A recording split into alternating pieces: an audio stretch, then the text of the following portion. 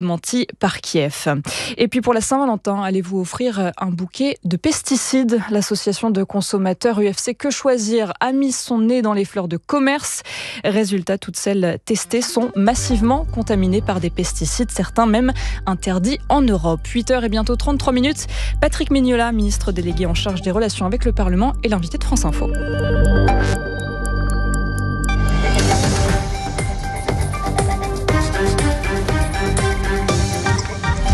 Bonjour Patrick Mignola. Bonjour. L'affaire des violences physiques et sexuelles à l'Institut catholique Notre-Dame de Bétharram dans les Pyrénées-Atlantiques est en passe de devenir une affaire politique. D'après Mediapart, François Bayrou a été alerté plusieurs fois dès la fin des années 90. Il assure aujourd'hui qu'il ignorait tout.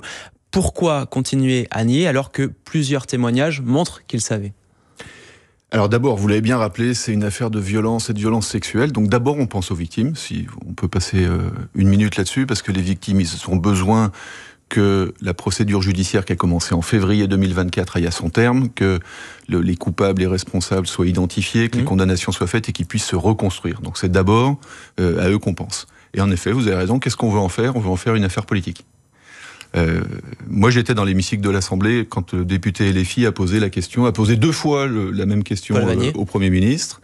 Et j'ai entendu aussi la fin de sa question. Il a dit « François Bayrou, on vous croit pas. François Bayrou, vous mentez. Donc vous devez démissionner. Le responsable de tout ça, c'est Emmanuel Macron. » Et François Bayrou, est-ce qu'on peut imaginer, en dehors de ses fonctions de Premier ministre, comme un père de famille, qu'il aurait pu scolariser ses enfants dans une école où il y avait des suspicions aussi graves que celle-là ? La réponse est évidemment non.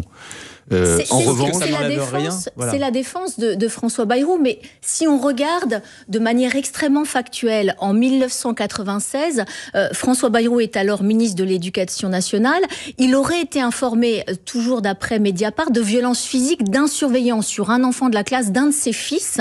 Une plainte a d'ailleurs été déposée, le surveillant condamné, et il y a des archives du journal Sud-Ouest qui rapportent que François Bayrou avait même été sur place pour apporter son soutien à Notre-Dame de Bétharram. Donc ça semble implacable. Il avait connaissance de faits. À l'époque, c'était des faits sur une gifle, ce qui était très grave, sur un élève. Et il y a eu une condamnation. Mais on n'en était pas à parler à l'époque des 112 plaintes qui ont été déposées depuis. Et vous faites bien de reprendre la chronologie des faits. Parce que je crois que dans les enchaînements de dates, tout le monde essaye d'apporter de la confusion. On l'a accusé d'avoir couvert une affaire de violence sexuelle, en l'occurrence de pédophilie. C'est ça les accusations qui étaient portées contre le Premier ministre. Au moment où ses enfants étaient scolarisés, où son épouse donnait des cours de catéchisme, au moment... Ça, c'est la seconde affaire. Où il était ministre de l'Éducation nationale. Et il dit, non, en fait, j'avais quitté le ministère de l'Éducation nationale et je n'étais pas au courant à l'époque des faits. Et depuis, on lui dit, il y a eu tellement de plaintes qui ont été déposées, vous ne pouviez pas Patrick Mignola, ce que vous nous dites, c'est qu'il était au courant de certaines violences physiques, notamment celle de 96, mais qu'il n'était pas au courant des viols. Parce que Mediapart relate... vous voyez bien, la procédure judiciaire a été ouverte en février 2024. Donc effectivement, depuis février 2024, plus personne n'ignore. D'ailleurs, il a reçu un courrier aussi d'une victime. Un certain nombre d'articles, il y a eu un certain nombre d'éléments. Une seconde affaire, Patrick Mignola. En fait, moi j'ai entendu les victimes. Il faut être précis pour ceux qui nous écoutent. Je suis très précis. Hier matin, sur votre antenne, il y a des victimes qui ont témoigné, il y a des avocats qui ont témoigné et qui ont dit, effectivement, François Bayrou, à l'époque, de toute façon, son niveau d'information était le niveau d'information de ce qu'on pouvait lire dans la presse locale. Mais il ne pouvait pas ignorer, c'est aussi ce que dit un porte-parole des victimes. Mais quand il affirme, mais à l'époque, je n'avais pas connaissance des faits qui aujourd'hui ont fait l'objet d'une procédure judiciaire et des 112 plaintes pour violences sexuelles, j'allais dire, c'est presque une évidence, et à un moment, c'est très compliqué de remettre en cause sa bonne foi, puisque il était père de famille, oui, mais lui-même. Soyons précis sur cette affaire. Cette seconde affaire dont on parle, c'est celle de 1988, dans laquelle un ex-directeur de l'établissement a été mis en examen et écroué pour viol. À l'époque, effectivement, François Bayrou était redevenu simple député, entre guillemets, des Pyrénées-Atlantiques. Il présidait aussi le conseil général du département. D'après le juge d'instruction de l'époque, il aurait été saisi de l'affaire. Le juge l'affirme, il aurait eu le dossier. Donc pourquoi est-ce que François Bayrou affirme le contraire ? Non, la question qui lui a été posée, qu'on soit précis, c'est l'accusation qui a été portée par le député Paul Vanier. C'est-à-dire, François Bayrou, vos enfants étaient scolarisés dans cet établissement, vous étiez ministre de l'Éducation nationale, vous ne pouviez pas ignorer. C'est ça l'accusation qui a été portée. Et la réponse qui a été apportée par François Bayrou, c'est à cette époque, au moment où je suis ministre de l'Éducation nationale, au moment où mes enfants sont scolarisés, non, je n'étais pas au courant. Mais c'est cette seconde affaire. Après, on réenchaîne. Pas en tant que ministre, mais il a été au courant avant. Cette seconde affaire. Mais cette seconde affaire, il n'est plus ministre. D'accord, mais il est au courant. Ah ben oui, mais alors à ce moment-là, en fait, il y a un enchaînement de dates qu'on est en train de mélanger. C'est-à-dire qu'on porte une accusation. Mais pourquoi il ne le dit pas tout simplement sur une période de date, en fait, qui est très précise. C'est-à-dire, on l'accuse sur la période où il est ministre de l'Éducation nationale, 93-97. Et c'est en ça que vous dites qu'il n'a pas menti devant l'Assemblée nationale. À partir de 1998, il y a eu plusieurs faits, et depuis, il y a eu 112 plaintes qui ont été données, donc vous ne pouviez pas ignorer en 93-97. Je le redis, il faut garantir aux victimes que cette procédure ira bien à son terme pour les protéger, mais deux, la France insoumise essaye d'en faire une affaire politique, une affaire politicienne, en mélangeant les dates et en expliquant que, puisqu'il aurait pu savoir plus tard, il devait savoir avant. Et ça, c'est de la pure politique. Si je résume, donc vous nous dites, lorsqu'il était ministre de l'Éducation nationale, il a été saisi de violences, d'affaires de violence physique, et c'est ensuite, quand il n'est plus ministre de l'Éducation nationale, qu'il a effectivement connaissance de violences sexuelles. C'est exactement ce qu'ont dit les victimes, les avocats et le magistrat. Comment sortir par le haut de cette affaire maintenant ? D'abord, en continuant à dire la vérité. C'est ce qu'il a fait. Et ensuite, en demandant à chacun de reprendre un peu d'esprit de responsabilité. Moi, je comprends que à la France insoumise, il y a une envie quasi obsessionnelle de provoquer une présidentielle anticipée. N'instrumentalisons pas tout, et surtout pas des victimes de violences sexuelles pour y arriver. La France insoumise qui le compare à Jérôme Cahuzac qui avait menti devant la représentation nationale. Je crois que la France insoumise a pour seul objectif de déstabiliser les institutions, et en l'occurrence le Premier ministre, parce que en fait ils avaient annoncé dès l'arrivée de François Bayrou à Matignon que de toute façon il allait tomber en 3 jours. Ils sont peut-être un peu vexés, c'est pas parce qu'ils sont vexés qu'il faut instrumentaliser des victimes de violences sexuelles. On va passer à un autre sujet, Patrick Mignola, si vous le voulez bien. Donald Trump et Vladimir Poutine disent avoir convenu de lancer des négociations pour arrêter le conflit en Ukraine. Dans un entretien accordé au Financial Times, Emmanuel Macron met en garde aujourd'hui contre une paix qui serait, selon lui, une capitulation. Que pèse la parole de la France aujourd'hui face aux États-Unis ? Elle pèse lourd parce que quasiment la moitié du soutien à l'Ukraine et l'engagement politique qui est issu de l'Union européenne est fondamental. Et aucune paix ne devra se faire dans le dos des Ukrainiens. C'est ça la position de la France, c'est ça la position de l'Europe, pour 2 raisons. À la fois pour les moyens qui ont été mis à la disposition de l'Ukraine pour qu'elle se défende contre cette agression, et aussi parce que ça nous concerne au premier chef. Nous sommes concernés, nous appartenons au même continent. Et donc, une paix durable, ça se règle pas par un deal. C'est ça la position. Mais on a l'impression qu'il y a une forme de passivité que l'Europe est en train de payer, justement. Je crois pas. Je crois qu'il y a une solution à la va-vite qui essaie d'être trouvée par le président des États-Unis, comme sur un certain nombre de sujets. Vous avez vu comme il agit depuis qu'il est arrivé aux responsabilités. Bien sûr. Il lance des idées pour donner le sentiment que le politique, tout d'un coup, aurait repris ses droits et qu'on va tout régler d'un coup de baguette magique. Non, on règle pas ce genre de sujet fondamental pour l'avenir de la sécurité sur le continent européen par des coups de baguette magique ou des coups de menton. Est-ce qu'Emmanuel Macron a la possibilité de porter le drapeau européen quelque part dans ces négociations ? Je le crois absolument. On voit bien la difficulté dans laquelle est l'Union européenne aujourd'hui, avec des crises qui sont assez profondes en Allemagne, avec des mouvements de déstabilisation, notamment extrémistes, qui sont portés dans tous les pays européens. C'est le moment de garder calme, responsabilité, rationalité et de tenir la ligne. Et s'il y en a un qui peut tenir la ligne en Europe, c'est Emmanuel Macron. Ce matin s'ouvre à Matignon un séminaire sur la réforme de l'État. Il a commencé à 7h30.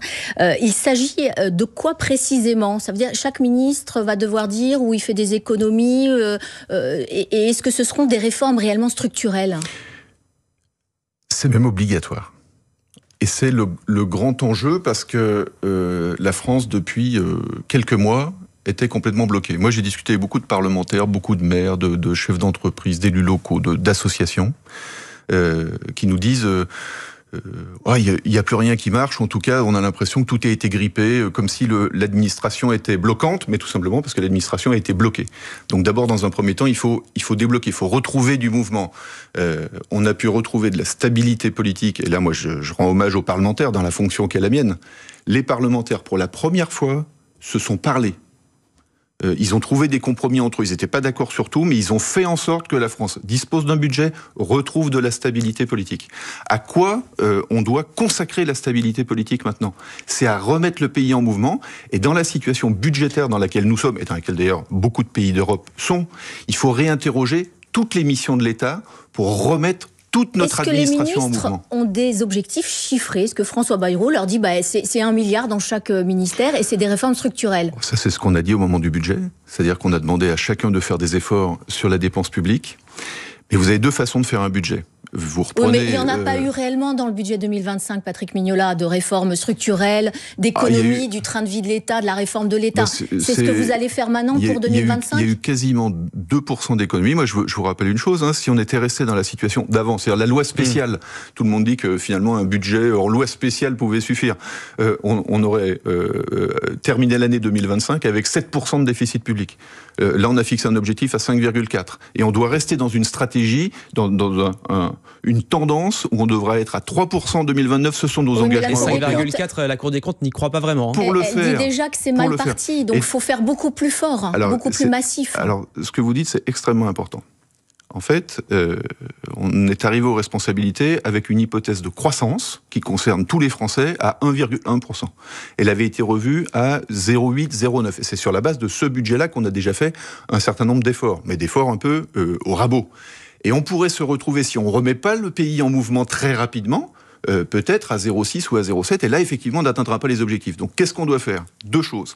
Réinterroger toutes les missions de l'État pour voir comment on peut faire mieux avec moins. Et donc, au lieu de repartir sur un budget qui serait celui de l'année précédente, en essayant de le mettre en œuvre autant que faire se peut, c'est de réinterroger toutes les missions pour parvenir à trouver plus d'efficacité.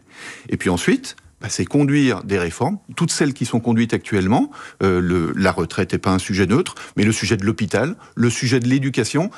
Nous sommes le pays qui a les prélèvements obligatoires les plus élevés, et pourtant on a le sentiment que dans l'administration ça pourrait mieux fonctionner. Le travail des ministres, c'est effectivement de diriger leurs administrations pour que demain on embarque tout le monde. Il ne s'agit pas de mettre en cause tel ou tel fonctionnaire, telle ou telle administration, telle ou telle agence de l'État, mais c'est de dire voilà, on doit se réembarquer tous ensemble. On sait, ça fait 6 mois qu'on est en crise politique, mais désormais ça y est, on doit repartir de l'avant. Très rapidement, Alexis Kohler, le secrétaire général d'Élysée, qui refuse d'aller devant la commission des finances à propos du budget 2024 sur le dérapage des comptes publics. Ça vous choque ? Moi, ça ne me choque pas parce que c'est la séparation des pouvoirs. Moi, je suis ministre des Relations avec le Parlement. Il n'y a pas de compte à rendre ? Et donc, je veille à ce que on ait ce strict respect de la séparation des pouvoirs.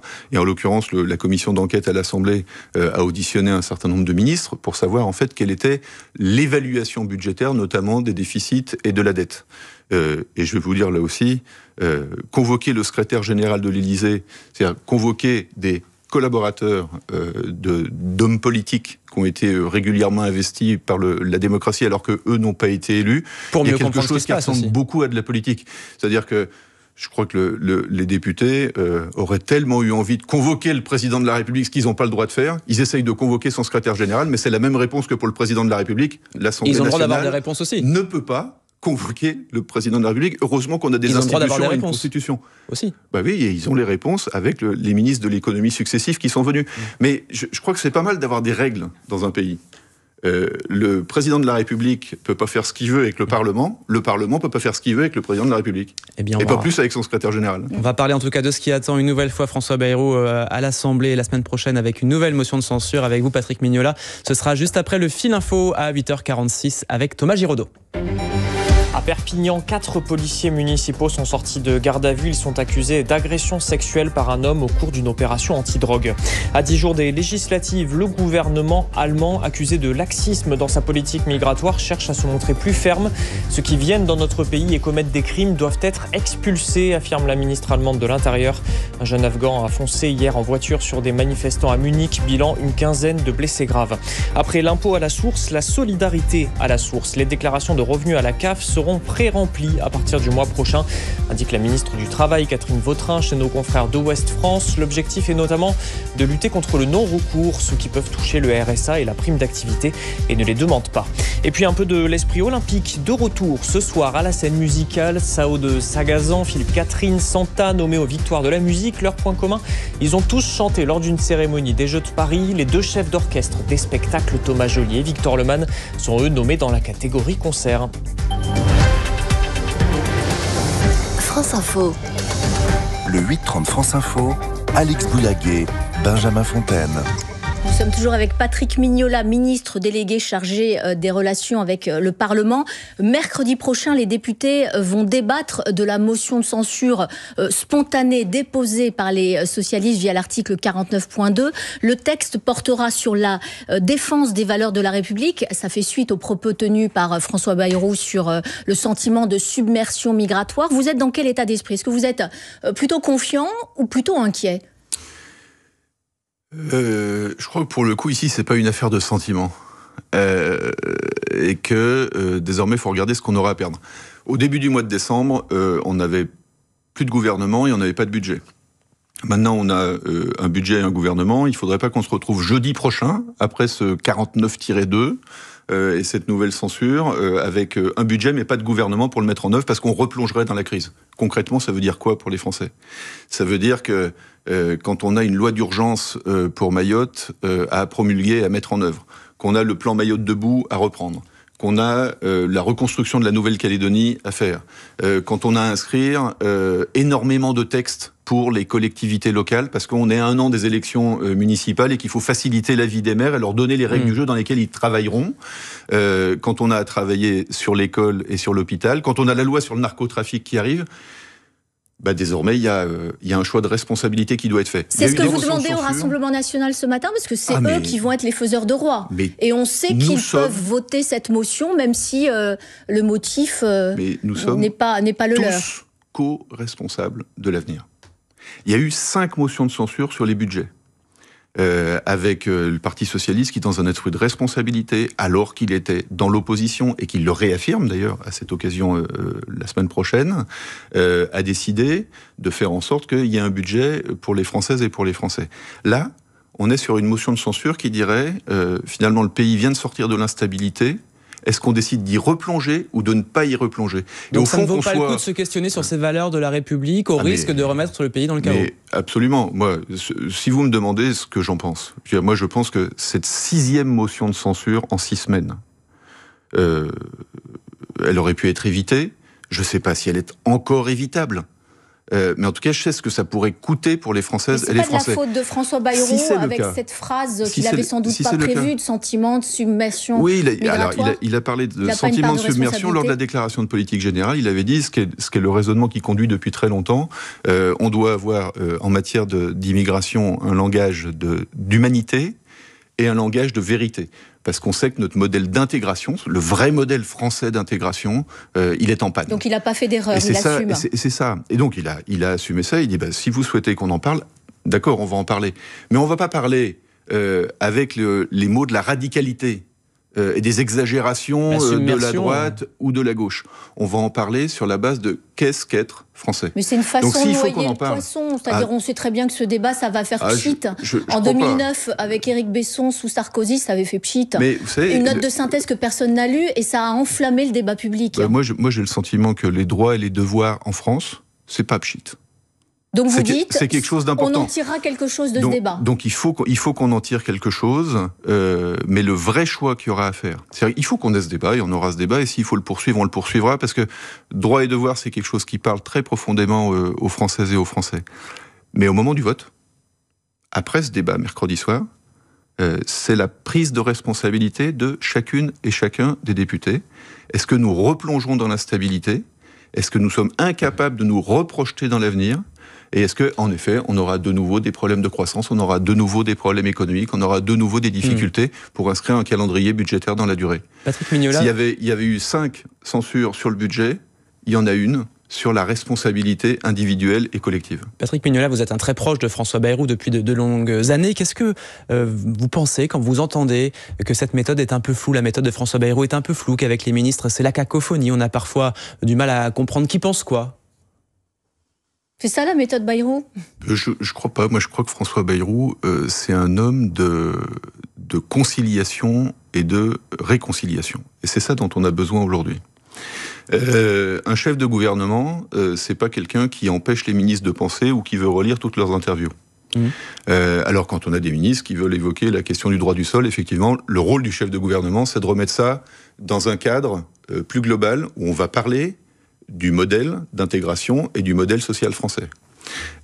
Quand on a des sujets d'actualité qui sont saisis, il doit les affronter.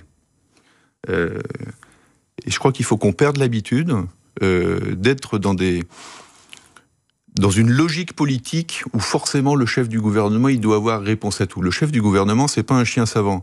On est face à une Assemblée nationale, désormais, qui a changé de nature. On a changé d'époque. Il n'y a pas de majorité large qui se dégage et à qui on pourrait tout imposer. Et donc la méthode François Bayrou... D'ailleurs, le bloc centriste est parfois un peu mal à l'aise avec certaines prises de parole. On l'a pu les entendre ici sur ce plateau. C'est-à-dire sur notamment le droit du sol, par exemple. Nous étions avec M. Maillard la semaine dernière, qui n'était pas très à l'aise avec le sujet. Sur le droit du sol, je pense que le chef du gouvernement, il a fait une chose assez simple, c'est remettre le débat au niveau où il doit être. Mais n'imaginez plus qu'on reviendra avec une Assemblée nationale aux ordres. On a besoin aujourd'hui de chefs de gouvernement et de chefs de partis politiques et de chefs de groupes parlementaires qui travaillent ensemble. On vous parle pas seulement des députés. Un exemple concret, Catherine Vautrin, sur la loi fin de vie. Elle dit il faut revenir à un texte global, c'est-à-dire qui traite à la fois les soins palliatifs et à la fois le sujet de la fin de vie. François Bayrou, il dit non, il faut scinder le texte en deux et les examiner en même temps. Par exemple, là, qui dit vrai, le Premier ministre ou sa ministre? Le Premier ministre, en fait, il dit une chose assez simple. Il dit il y a des sujets sur lesquels toutes les consciences doivent pouvoir s'exprimer. C'est la raison pour laquelle il défend deux textes. Parce que il y a le sujet des soins palliatifs et il y a le sujet de la fin de vie. Donc là, il y aura deux textes. Sont liés, mais ils ne sont pas dépendants. Mais on a déjà eu une convention citoyenne qui s'est exprimée sur le sujet. Les consciences ont pu s'exprimer. Mais c'est la raison pour laquelle le Premier ministre m'a demandé d'inscrire dans le calendrier de ce premier semestre les deux textes. Très bien. Donc vous nous affirmez qu'il y aura bien un projet de loi soutenu par Catherine Vautrin avec deux textes. Exactement. L'un sur la fin de vie, l'un sur la loi palliative. Dans le cadre d'une discussion commune. Ce qui est assez rare, pour être souligné, c'est rare au Parlement qu'on ait deux textes avec deux votes distincts, mais une discussion commune. C'est-à-dire une proposition du président du Sénat, Gérard Larcher. Pour la ministre de la Santé ? C'est jamais un camouflet que les consciences s'expriment. Si la conscience de Catherine Vautrin, qui est une femme très respectable et qui travaille beaucoup au gouvernement, si la conscience lui fait dire qu'il faut qu'un texte, et qu'il y a d'autres consciences qui disent qu'il faut deux textes. Vous savez, moi j'ai tendance à beaucoup écouter ce que disent les infirmières dans les services de soins palliatifs. Et elles peuvent être favorables à une loi sur la fin de vie ou défavorables à une loi sur la fin de vie. En tout cas, ce qu'elles nous disent, c'est qu'il faut qu'on développe désormais partout en France, pour toutes les Françaises, tous les Français qui sont malades et qui arrivent en fin de vie, les services de soins palliatifs. L'un et l'autre des textes sont liés, ils ne sont pas dépendants l'un de l'autre. Mais chaque conscience doit pouvoir s'exprimer. Alors je sais que c'est un peu gênant, parce que de ne pas trancher brutalement, et que la méthode Bayrou, ce soit de laisser les consciences s'exprimer. C'est notre méthode, et on assumera de le faire ainsi, parce que le temps politique n'est pas à la brutalité. Il y aura donc deux textes au printemps. Oui. Lors de ses vœux, Emmanuel Macron avait indiqué qu'il souhaitait soumettre les Français à des référendums. Patrick Mignola, plusieurs sujets tiendraient la corde, la fin de vie, les réseaux sociaux, le travail. Vous avez des précisions, vous ? Non, j'ai pas de précision, parce que ça c'est vraiment la décision du président de la République. C'est la même réflexion tout à l'heure sur la séparation des pouvoirs. Je crois toutefois que c'est une très bonne idée de réinterroger les Français. Ça fait 20 ans qu'ils n'ont pas été réinterrogés par référendum. Et moi je crois que la démocratie française, elle est quand même un peu malade. Elle est un peu en difficulté. Et qu'il va falloir trouver de nouveaux moyens pour réinterroger les Français à période régulière sur les sujets qui les concernent, et puis sur des grands sujets collectifs dans le pays. Vous savez, quand on avait parlé de la réforme des retraites, le premier souhait de François Bayrou, ça avait été de dire on devrait interroger les Français par référendum sur la retraite. Moi, je crois que le système de financement des retraites, aujourd'hui, c'est un sujet qui mine la société française. Ça pourrait être aussi... Ce serait un bon sujet de référendum un sujet à mettre au débat. Moi, j'en suis absolument persuadé. Je sais que les partenaires sociaux sont en train de faire un énorme travail. qui vont faire des propositions pour améliorer la réforme des retraites. Ça aussi, on s'en priverait, tiens, si la censure de mercredi prochain passerait. Mais un sujet comme celui-là serait un beau sujet de référendum, ou peut-être un beau sujet d'un exercice de démocratie locale pour que les Français reprennent leur destin en main. Et au fond, ce que veut faire le président de la République, c'est ça. Il faut que chacun soit acteur. Il n'y a pas d'un côté les politiques qui doivent décider et de l'autre côté les Français qui doivent subir. Un mot encore sur Emmanuel Macron qui souhaite nommer Richard Ferrand à la tête du Conseil constitutionnel pour remplacer Laurent Fabius dont le mandat prend fin le 7 mars. Vous entendez bien les reproches qui lui sont faits, une trop grande proximité avec Emmanuel Macron, une compétence juridique quasi nulle. Ça reste un bon candidat pour vous ? Alors d'abord, il n'a pas une compétence juridique quasi nulle. Bon, il a fait 2 ans de fac vaguement. J'ai travaillé avec lui quand il était président de l'Assemblée nationale, mais vous savez, ce procès-là, il a été fait de la même façon à Jean-Louis Debré ou à Laurent Fabius. Le contexte joue un peu plus. Le sujet, finalement, de la proximité politique. Le fait que des présidents de l'Assemblée nationale président le Conseil constitutionnel, et vous voyez, hier, le Conseil constitutionnel a censuré 10 articles du budget qui avait été fait par l'Assemblée nationale et le Sénat. Mais je trouve que c'est plutôt une bonne nouvelle, c'est une bonne manière d'agir pour que les institutions fonctionnent. Donc vous êtes plutôt pour. Je pense même que cette notion qu'un président de l'Assemblée nationale puisse à un moment donné de sa carrière être à la tête du Conseil constitutionnel, entouré d'un certain nombre de juristes, je crois que c'est une bonne idée, c'est même une garantie pour les Français. Donc vous le soutenez, Patrick Mignola. Merci beaucoup, merci Alix. À vous. À demain pour une nouvelle interview. La suite sur France Info, c'est Les Informés dans 6 minutes avec Renaud Dely. À tout à l'heure.